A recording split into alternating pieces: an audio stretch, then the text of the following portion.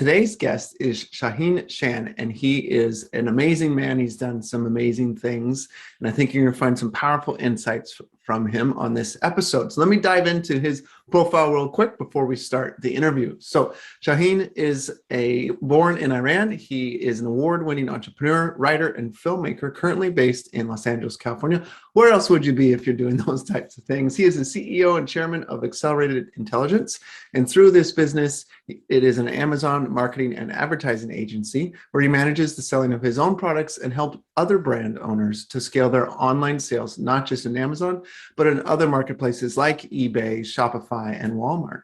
He shares his passion for Amazon through his Amazon's course, Amazon Mastery. So I'm very excited to have Shaahin here with me today and to dive into the wisdom and insight of how he became a billionaire and where he's taking that experience and how he's helping thousands and thousands of other people to find amazing success in their lives and their business. So welcome. All right, everybody, welcome again to another episode of the Sage Mindset Podcast, and I'm very excited for today's guest. So I want to just jump in and go for it. So if you could, Shaahin, tell me about what got you started. What was the original inspiration to get you to where you are today? To where I am today is an interesting journey. I started when I was 15 years old, left home at the age of just about 15.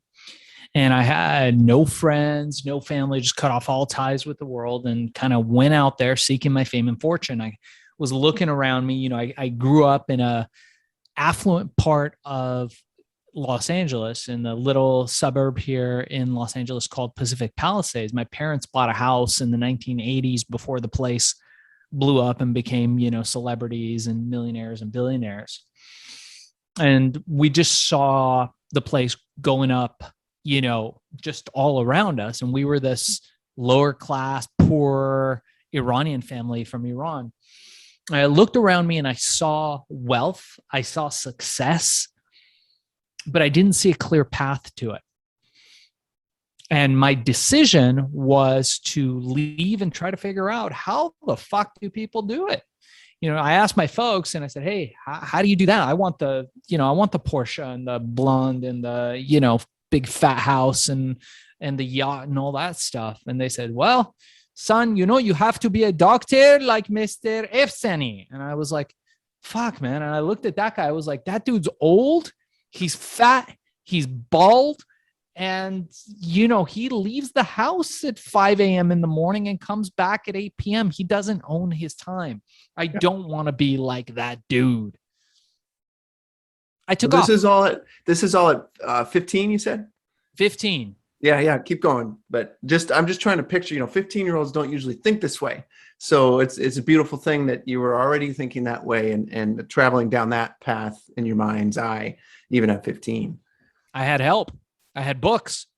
I realized somewhere along the way, probably getting my ass kicked during the whole Iran-Contra affair, being an Iranian in Los Angeles and not speaking any English, I realized that there were these things called books and personal development and business books written just after the turn of the century in the post-industrial era by these old-timey dudes like Napoleon Hill, and biographies of men like Andrew Carnegie and Henry Ford, and books by people like Og Mandino and W. Clement Stone. And you could read these books and get all this knowledge from these old-timey dudes that would be like, anything the mind of a man can think and conceive, he can achieve. And I would get the cassettes. I would go to the library and I would listen to the cassettes. They had Walkmans there where you could go borrow a Walkman. They wouldn't let you take the tapes home, but you could put the tapes in the Walkman, and I'd be sitting there listening to it and reading it. And I thought, fuck, man, these old-timey dudes can do it. Maybe I can fucking do it.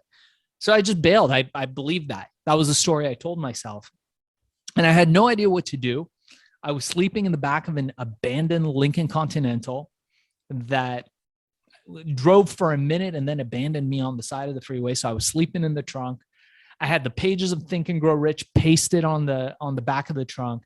I survived eating ketchup and relish from hot dog stands. Oh, man. I found a mentor. I went to local community college. I found a guy who was really exceptional. I write about it in my book, Billion. And he mentored me. He said, hey, you seem to be interested in this underground EDM scene, underground electronic dance music scene. It was called the rave scene at the time. He said, go check it out, find out what the business is there. And so I would go to the raves, and I realized that, hey, man, this is great. They start late at night, like 12, 1 in the morning, and they go till 5, 6 in the morning. I usually find a back room or sleep behind a speaker, and it was glorious. I'd go there, meet some people, hang out for a little bit. Nobody ever goes behind the speakers. I would just bring a sleeping bag, crash behind the speakers, wake up in the morning, and go about my day. As it turns out, I decided that I wanted to learn how money is made in these businesses and the business of raves. So I started taking a look a little bit deeper at the rave scene at the time, at the party scene. And I thought to myself, well, it's got to be the promoter. So I tried throwing a couple raves, and I started looking around a little bit more. And I was like, no, these guys are always running. They're running from the DJs. They're running from everybody else because they never have any money. So it must be the DJs. I thought, Kyle, I thought to myself, hey, man, it's got to be the DJs, right? Musicians, they make money. Rock stars make money, right? Nope. Rock stars make money. DJs, broke ass motherfuckers. You always see them outside with their hands stretched out, wondering why nobody's paying them, because nobody values somebody playing other people's music, or at least that was the mentality in those days. So they were always left to dry because the promoters would say, hey, we'll pay you after the party. And after the party, the promoters would make a beeline because they'd be broke anyway. So I thought, well, who's doing it? Is it the warehouses? Nope. Turns out the places the parties were being held were mostly borrowed, if you know what I mean. A break of a padlock here, a little window slip there. People would get in through the back door. They would climb the power poles and take the power. Most of these didn't have power or plumbing. They'd figure out a way to make that happen, and a party would ensue. Well, who do you think it was who was keeping these things alive and making the parties happen? No idea. Promoters of some sort, I guess. I'm not sure. Incorrect, my friend, but it was a good guess. It was, in fact, the drug dealers, the people selling a very specific drug. And that drug was ecstasy, MDMA, methyl dioxymethamphetamine, Molly. But here's the thing. The supply of ecstasy had dried up. The US had created these heavy embargoes on any kind of illicit substances going out of the country. There wasn't really anybody here who knew how to make it. Not really, because it's a fairly complicated drug to synthesize, unlike other drugs that you could just grow or somehow figure out how to extract. This was much more complicated. You couldn't cook it up in a kitchen. And the drug dealers were sad. The people at the parties were really disappointed because most of what they were buying was not ecstasy.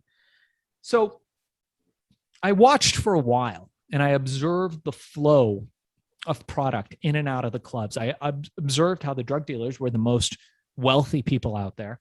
And I thought to myself, hey, man, if I could do that, I could finally get that Porsche and the beautiful girl next to me and the big house, and I could do it pretty quick. But then I looked back at my life as a child, and I realized that I was a really bad criminal, really bad at crime. Like crime was not my thing. Every time I would do crime as a child, I would get busted. And I was self-realized enough to know that crime was a bad move. It was not going to get me where I wanted to go, at least not for me. I was way too neurotic, Jewish family, completely. Everybody in my family was neurotic. It runs in our blood. And crime was not going to be the choice I should make. So let me interrupt your story for a second. So what was the first crime you tried to commit or that you failed at? Yeah. So when I was in my adolescence, early adolescence, me and a couple kids, and, again, I write about it in my book, Billion, that's coming out in the next week. Billion, How I Became King of the Thrill Pill Cult. Anybody who wants to, the first chapter is on Spotify or Google Podcasts. You guys can get it for free. But I started a small business where I had a buddy who was short. I don't know what the political correct word for it is, but a short person, or you're not supposed to say midget anymore, right? Understood. Okay. So we're not going to say midget, but he was a short human being. And he managed to get under the sensors at the liquor store. So I would keep watch, and I'd start a conversation with the guy at the register, And he would walk in and he would grab the nudie magazines, a little bit of glue, a little bit of the liquor. He'd pack it all into his pants or his jacket or whatever he had. And he would kind of like dance out the door, and I'd go buy a pack of gum or something. And then we'd go out, and we did that. And we created quite a big cache of stuff, and we started selling it at school. We got busted all the time, every time. Bad at crime by just doing stupid stuff. We would write down our crimes. We had a ledger. It's a bad idea, guys. If you ever want to do crime, don't write down your crimes. It's a bad idea. But we learned those lessons, and later on, subsequently, I learned not to get involved in crime. So back to our story, I thought to myself, what if there's a way where I could make this stuff without drugs? I could make it legally using herbs that I could produce in a kitchen or, anywhere, somewhere basic, that would have no legal penalties, would have no negative side effects, and would still give people the good effect. I could make a killing on that. And so I went about that process, and I did it. I had a girlfriend at the time, managed to get myself a girlfriend, even though I was dead broke. And she, when her dad was out, we'd be making the stuff up in her kitchen. I'd be making it up in the bathtub. And we'd be putting the stuff together. And I remember I got a bunch of these. I didn't have enough money to buy a machine to encapsulate the herbs. So what I did was I managed to make them into these little goo-filled balls that looked kind of like pills. And I walked into the club with this baggie of these like black gooey pills. And we had tried it at home, by the way, and it works gloriously. It was fantastic. It made you a little nauseous because you had to take so many of them, and there was no coating to the capsule, so you tasted the herbs, but it worked. And I walked into the club. I gathered all of my courage. I walked up to the biggest first drug dealer I saw, and I said, buddy, sell this stuff. And he said, fuck off, kid. And I looked at him again and I said, okay, this is your breaking point, Shaahin. This is either the time where you're going to pack your shit up and go home, or you're going to make the shit work. And so the guy kept staring at me. He's like, I told you to fuck off. Why are you not moving? I said, because you're going to sell my pills. And he said, what? And I said, look, let me tell you why. And he goes, okay, I'm listening. I said, A, you're going to go to jail. He said, what, are you a cop? I said, no, not a cop. Do I look like a cop? He goes, no, you look too shitty to be a cop. I said, you're right. I said, you're going to sell my pills because A, you're going to make a lot of money. You're going to make all these customers happy. You have nothing better to do. I know you're out because people have been complaining that you've been out for days, weeks, months. And if you don't like it, come back and kick my ass and don't pay me. Pretty good deal. He looked at me, and then just in that moment, a couple, party people came to him, and he was like, well, it's either sell him nothing, give him an excuse, or sell him my pills. And he goes, okay, sure. So he sells it to him. I come back about an hour later. Everybody's dancing. People are pointing at me. People are pointing at him. People are jumping up and down. And he walks up to me, looks me deadpan in the face, and goes, hey, kid. I'm like, okay, this is it. I'm getting my ass kicked. Like, we're done. And he goes, how soon can you get me more? And that was it. That was the breaking point. It went from one guy to 10 guys, to 100 guys, to 1,000 guys, to 10,000 guys all over the world. We became a huge phenomena. And I got it in using this untraditional form of distribution. I took the drug dealers and I legitimized them. I gave them a legitimate product. And a lot of them went up and opened franchise stores for us. We had ecstasy stores all over the world. We had, they opened up other kinds of stores. Like one guy would open up a clothing store, but everybody knew he'd really be making his money selling our pills. They became distributors. They started distributing to clubs. And then we got into mainstream. We started selling at Urban Outfitters. We sold at GNC, General Nutrition Center. We sold in all the big stores, 7-Eleven, everywhere where you can imagine, carried herbal ecstasy. Until one day I realized, we were selling in over 30,000 doors. I had employed over 200 people. All of Venice Beach, the Venice Circle was employed by me. Like anybody you saw walking around would have these t-shirts with this glow-in-the-dark butterfly on it that said ecstasy. Everybody was employed by me. If I saw you on the street and you could fog up a mirror, I would hire you. I could not hire enough people to handle the volume of this stuff. I was making it for 25 cents. I was selling it for $20, mostly cash business, mostly direct through us. Now, it comes down to one day where I walk into my office and I wake up, kind of, stumble into the office. I usually didn't sleep much in those days, 2, maybe 3 hours. I was so busy working. I'd fall asleep in a warehouse or a factory floor would be the norm. And I stumbled into the office and the news had broke and nobody had told me that we had made $1 billion. We had broken the $1 billion mark. Wow. Now, Kyle, this was before the internet. This was before phones, mobile phones, smartphones, really. This was before Facebook, social media, being able to get Google AdWords, doing any of that stuff. None of that stuff was a thing back then. Some of them might have existed, but nobody was really using it. We still had fax machines. And I remember having a fucking panic attack. I was thinking to myself, holy fucking shit. I don't know how much $1 billion is. I'm going to go on Sam Donaldson Nightline tonight in 2 hours. And I don't know how they're just going to ask me how much $1 billion is. I don't know how much a fucking $1 billion is. And I couldn't Google it. That was my worry. And they calmed me down and they said, hey, Shaahin, no one's going to ask you that. MTV's outside. They want to interview you. If they just want to talk to the long-haired kid who's made the $1 billion company. And from there, Kyle, it became a wild ride. So when did you begin all this at 15? Is that when all this began? That's yeah. Right. Are you still part of that at this point? Or have you sold that company? Are you still part of it? So a few years back, I managed to recapture the brand. The brand was bought and sold several times over. And I, with some very good attorneys, managed to capture the brand back. So we do own the brand now. But I started many companies after that. So I started basically what became all the vape technology that you see now. I invented the first digital vaporizer. We built all the technology after that. That was the first vaporizer company to go public, was mine. And then after that, I moved on to doing what I'm doing now, which is selling on Amazon, becoming an Amazon mastery seller, and also teaching people how to create Amazon businesses. So sometime around 2009, this was back in the day where you could email Jeff Bezos and get him to respond to your email, jeff@amazon.com. I'm hoping I don't get into trouble for giving that email, but he stepped down. So I'm sure someone else is answering those emails now. And we got notice that he's going to open up the platform to third-party sellers, meaning anybody like me and you, to sell anything we want to on there. We could sell guitars, we could sell plants, whatever. And I was like, fucking awesome.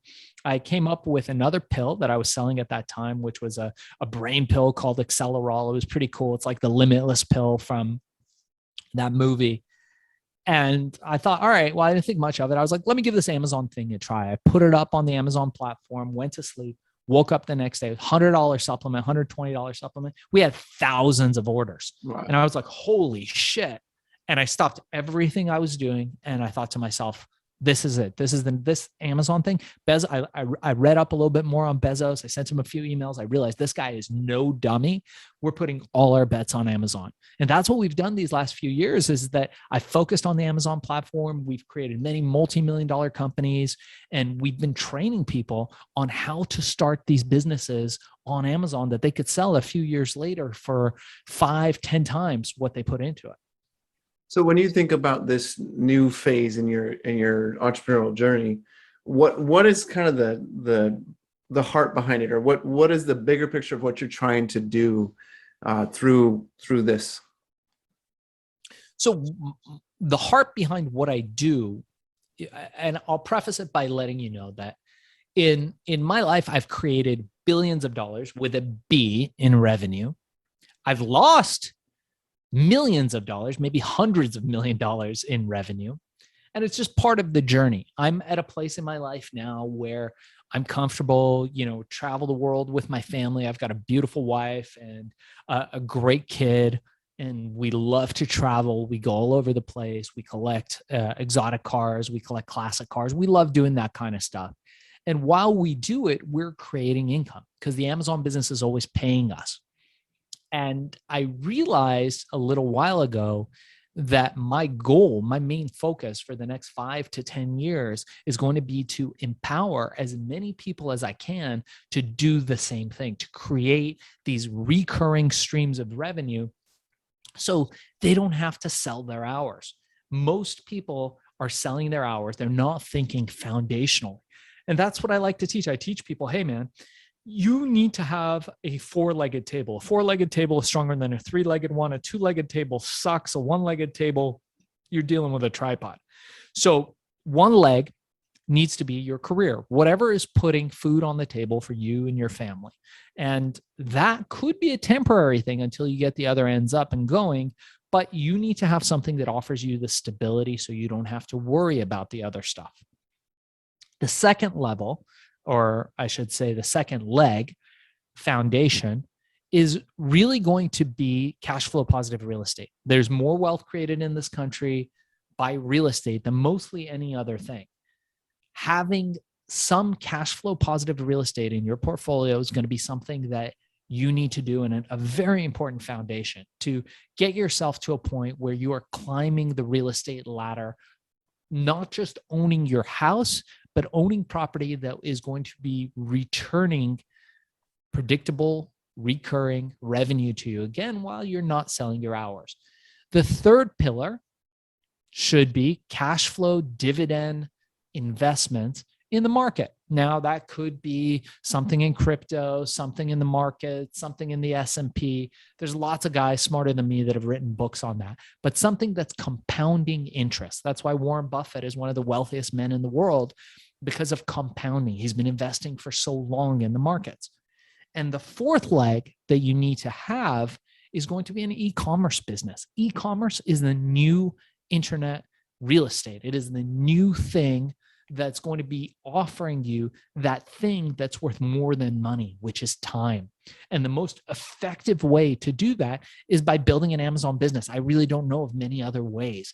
I mean, I know that a lot of my students take what we teach on the Amazon platform and they use it for Etsy, for Shopify, for eBay, for Walmart. But to start an Amazon company today will cost you next to nothing, maybe a couple $100 and bits and bobs here and there. But you can start an Amazon company, get your company going by tomorrow, selling on Amazon, and create this kind of legacy wealth. And when you have these foundations of making money, nothing ever shakes you.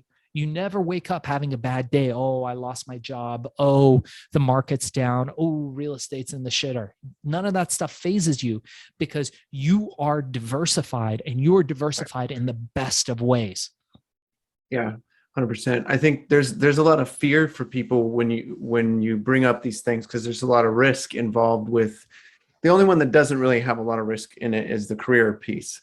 But the other ones you could perceive as having a lot of risk. What do you say to people that hear of these legs and they have resistance because there's fear to your approach and your suggestions here? Yeah, no risk, no glory. This is 100%. what I think. In life, the amount of success you have is going to be proportional to the amount of risk that you take. There's a great guy, Nassim Taleb. He wrote a book called Anti-Fragile. He wrote another book called Black Swan. Strongly recommend checking them out. And he talks about how the guy that walks into a job and picks up a paycheck might be getting $500, $600, $700 a week for flipping burgers or doing whatever he does. And he has 99% security. He knows he'll come in next week, he'll get a paycheck. The most he'll ever be out if the restaurant burns down is a week of pay, or 2 weeks of pay if he's getting paid that way.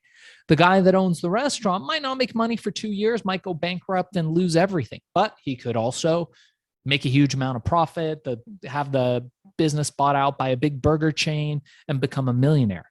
It's the amount of risk that you take that enables you to realize that level of success. Now, with that said, most people misconstrue what I say. Most people think risk is throwing your chips on a roulette table and thinking, I hope it lands on my number. That is not risk. We talk about intelligent risk.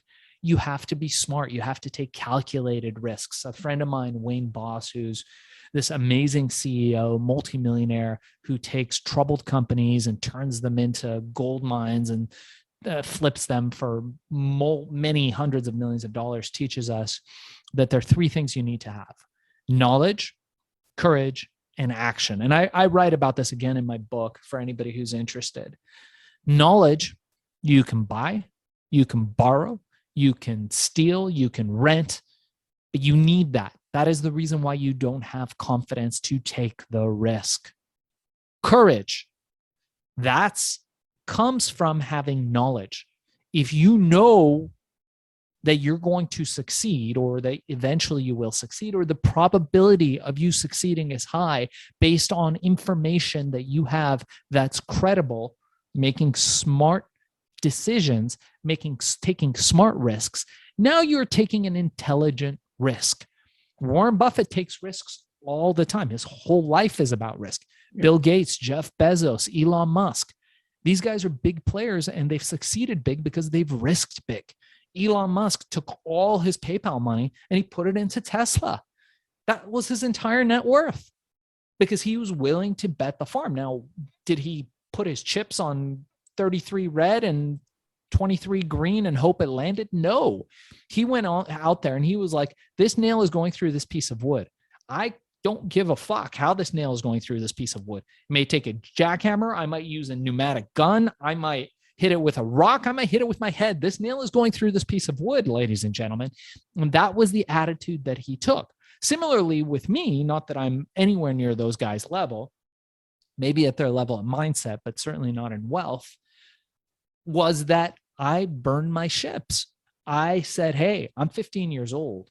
It's probably not the most secure decision for me to leave home at the moment, but that's what I needed at that time. I don't recommend that for anybody else, unless they feel so inclined to do that or driven to do that. But for me, that was it. I was burning my ships because that's what I needed in that moment. And to take that risk to realize the upside. So there is no upside without risk, but you can take that risk intelligently. Yeah. And I think that underneath all that is you bet on yourself. You chose to bet on yourself and trusted that would bring ultimate success for you. And it did, but it also brought, like you said, there was failures. You've lost hundreds of millions, but that's part of that's part of the risk work that turns into the opportunities that you have now and the opportunities that you've had in the past. Yeah. Go ahead. No, because you know, that's a really good point, Kyle, because you have to bet on yourself. It's funny, do you have kids? I do. Yeah. Yeah. How old are your kids? We got, let's see, 4, 7, and 9. Oh, amazing. Okay. Yeah. I've got a 7-year-old. Oh, cool. And it's funny. I tell him something every day when he leaves and he goes to school. I say, you know what, buddy? To me and your mom, you're the most special guy in the world. And we love you. And you're the most special kid. Everybody else thinks you're a fucking asshole. Maybe I don't use those exact words, but just so he realizes that that's the way the world operates. The most melodic song to anybody's ears is their own name. People generally only care about themselves and what you can do for them.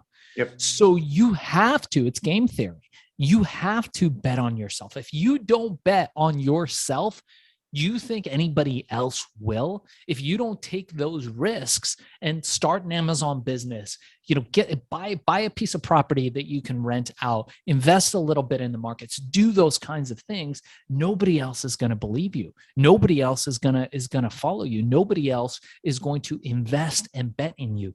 But when you start taking those risks, you start investing in yourself, people will flock to you. You build this magnetism that draws people to you because they're like, holy shit, this guy's got balls. Look at what he's doing. All right, let me go hang out with him so I can be like him.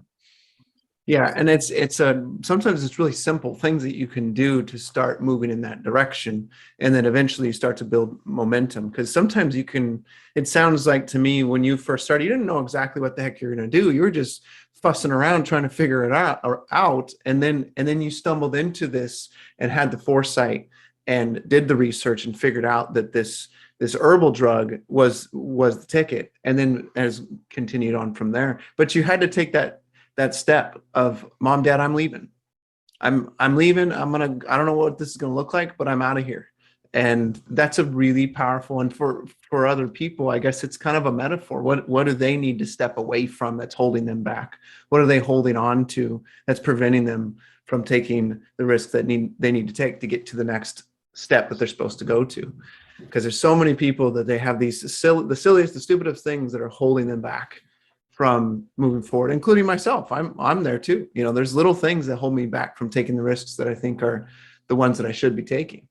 So Yeah. did you have a moment where you went, I need to leave. I need to be done. What was that moment like for you? And did you ever look back after you had that moment of burning the ships?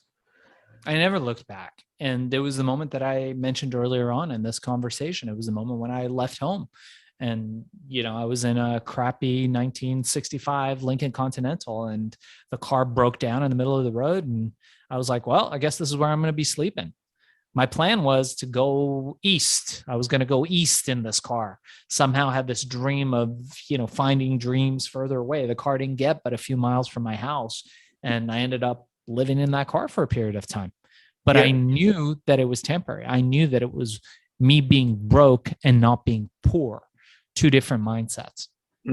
That's powerful right there. And there was clear conviction there too, that I'm going to make this work. Yes, this is not the ideal right now, but I'm going to make this work. And there's so many times where it's easy for us to look back and look back at what was maybe easier. And you didn't. You chose, you set your mind, it sounds like, to never look back again to what was, and to be always looking forward. Yeah. You can't look backwards and forwards at the same time. And when you're so focused, you know, I oftentimes make analogy to those things they put on horses to run the races so they don't get distracted. You got to have blinders on in life. You got to focus on the one thing that's going to take you to where you want to go in that moment. And then you could branch out and think about other stuff. But it's having that laser focus. There's another great book called Black Hole Focus, where the writer, I believe he's an academic, he talks about having this singular point where you are all systems go on whatever it is that you're trying to achieve. And by doing that, you become indestructible, because it doesn't matter. You know, and it's funny, Kyle, because now when I train people on creating Amazon businesses and selling on Amazon, I oftentimes will see people come in and I will know in an instant if they're going to be able to make it on Amazon or not. And the difference is the people who come at it from the perspective of, I'm going to get that nail through that piece of wood no matter what it takes, are the ones who make it. Everybody else won't make it. And it's that stick-to-itiveness, that grit to, I'm here to make this work. And I might not succeed today. I might not succeed tomorrow, but eventually I'm going to make it. And everybody else is going to fail. Everybody else is going to fall away, but I will be standing. You will not defeat me. Yeah, that's those people. Yeah, those people are the ones who make it. So listeners, as you're listening to Shaahin, I want to challenge you to think about, what is that for you? What is that specific thing that you're going to continue pounding that nail until it gets through? Because I know you have something. So go after it, continue going after it, because it's worth it. And even if there's a lot of risk to it, I know for me, it's turned into this Sage thing that I'm pursuing, not the podcast necessarily, that's a piece of it, but this bigger picture of what Sage is going to be. I have to continue pounding on that nail until it gets through. And then there's something else afterward. There's another nail that you may need to pound through again. You weren't done after you did that first set of herbs. You came up with another set, and then now you're doing this Amazon thing. So you continued to pound the nails through. And I find it interesting because the metaphor that I use in Sage is that accountability is the nails that holds leadership together. And so very similarly in what we're talking about here is you have to continue to hammer those nails to hold together what it is that you're trying to achieve. So I love that you have a similar metaphor to what I'm talking about here. So I love that. And I'll go a little further with you on that, actually, if we can. Do you want to explore that point just a little bit? So this is an interesting point, because I think people will lie to you. Everybody wants to approach communication with as little friction as possible. And right now, if you're listening to this, the truth is, and very few people will tell you this, you might suck. You might be an absolute fucking abject failure at what you are trying to do. Your thing that you think is so special might be so fucking bad that that's the reason why you are failing. And that's okay. It doesn't matter. Now, I don't believe that everybody's going to make it. Not everybody's going to make it. If they did, it wouldn't be called success. Then you just look around and everybody would have a fucking gold trophy or a gold medal or whatever. Life doesn't fucking work that way. The world has shifted to where they tell people that lie. And, my one of the authors that I'm a big fan of, this guy, Scott Adams, who wrote the book Dilbert, or the comic book Dilbert. He's an artist of Dilbert, and he wrote a bunch of books. One is like how to fail at almost everything and still succeed. And he wrote another book called Win Bigly. He talks about how wealthy people will tell you when they ask him, so dude, how'd you make your money? They'll tell you it's passion. And I mentor a lot of young people. One of my young guys who I've been mentoring for a bunch of years, he just raised $5 million, started a startup from Silicon Valley, raised another $2 million for another company. He's doing great. But when you ask wealthy people, they'll just tell you, you know what? It's passion. Why do they say that? Because it's not correct for them to say, because I'm just a little bit fucking smarter than you, or I'm better than you in these ways. You will never be as good as I am at rocket engineering, someone like Elon Musk. If he says that, he'll sound like an asshole. If you ask Mark Zuckerberg, how did you make it? He'll be like, it's a lot of passion and hard work and drive. It's none of those fucking things. You could really fucking suck. And I say this to you because one of the most important things I think in life isn't to make money and have wealth and fame and Lamborghinis and all that shit, but it's to become a self-realized person from the standpoint of you knowing yourself. There's a Latin saying, I think it's pronounced "noti sutan," which means know thyself. It was very important to the Romans, to the Greeks, and a lot of these ancient civilizations. And you're thinking, well, why was this written above all these doorways and, in Alexandria and all these places? Well, the reason is, once we know ourselves, once we know our strengths and our weaknesses, we have the ability to go beyond what our limitations are. Me, myself, I'm fucking brilliant at a very narrow band of things. I'm good at maybe 2, maybe 3 things, and everything else I am so fucking bad at, absolutely suck. But I know that. So I know if I'm, doing something like that's not part of my expertise, that I could hire somebody, give them some money, and have them handle that. I'm very good at management of people, not very good at a whole bunch of other stuff, and absolutely really fucking bad at a series of things, including crime. So I know those are things that I know.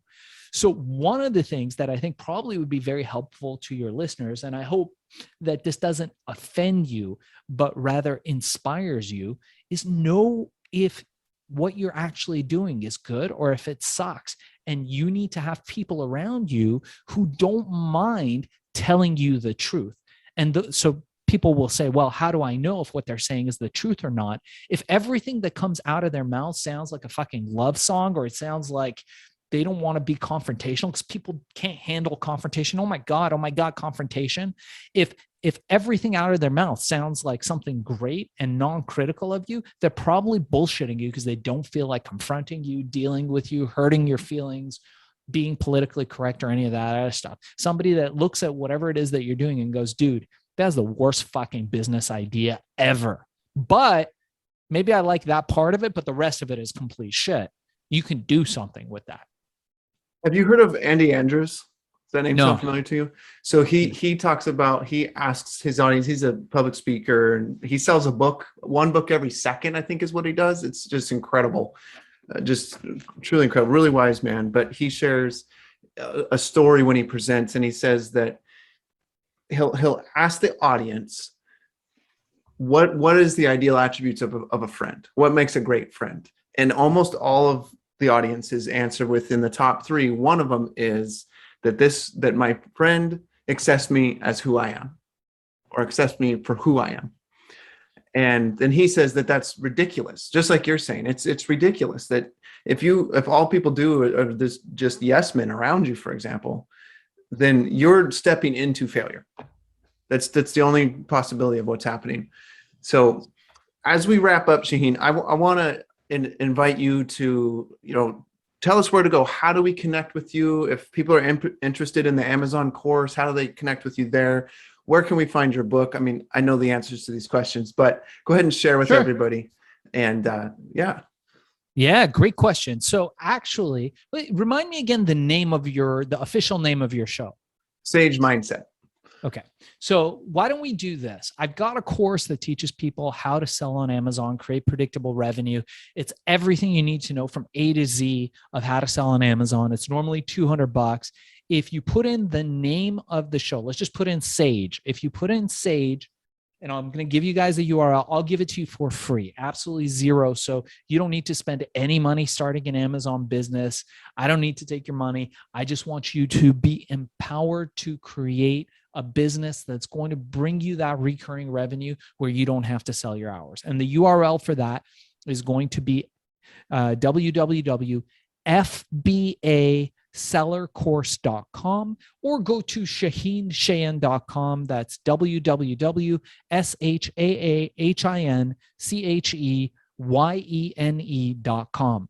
Now, if you are interested in my story or my book, Billion, which should be out by the time you're listening to this podcast, Billion, How I Became King of the Thrill Pill Cult, you can get that on Amazon, Spotify, Stitcher, Audible, wherever books and podcasts are found. I also do a weekly show with my co-host Bart Bagget called Hack and Grow Rich, where we talk about all the stuff, Kyle, about hacking mindsets. We've got great guests on, like Nolan Bushnell, the founder of Atari, Chris Voss, who wrote the introduction to my book, The FBI Negotiator. Cool. We've got Jay Sammet, Future Proof You, Keith Ferrazzi, Never Dine Alone, Never Eat Alone, I think. Dr. Michael Bruce, the sleep doctor. So we've got all these great guys on, and we invite you guys to subscribe, listen to the show. And really, there's never been a better time to start an Amazon business. So if you're looking to do that, either learn from me, learn from someone, but get going with that foundational building. If I've empowered even just one person from listening to this show, it's been time well spent. Yeah. Well, I'm sure you have. I know you've definitely influenced me and encouraged me. So thank you so much for being on the show. I really appreciate it. Yeah, my pleasure, Kyle. Thanks for having me on, bud.